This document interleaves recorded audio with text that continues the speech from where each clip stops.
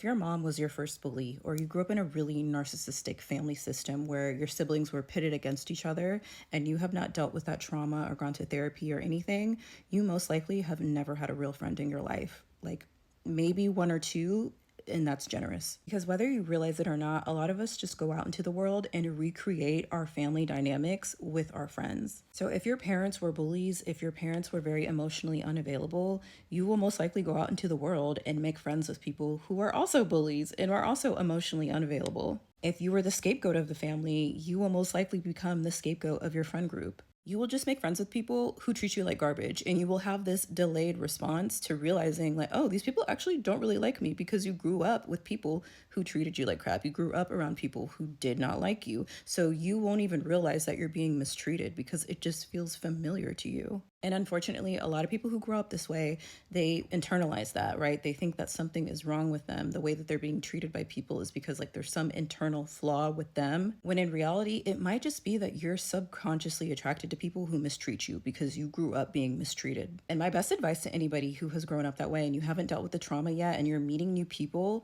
if they feel familiar, stay away. That is a familiar spirit. That is not chemistry.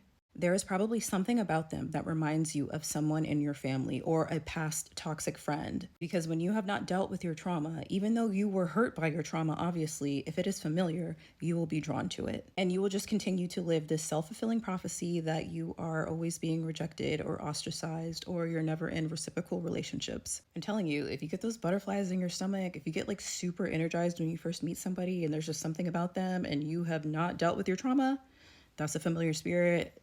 Nope, you're trying to recreate your family. Don't do it because your family sucked.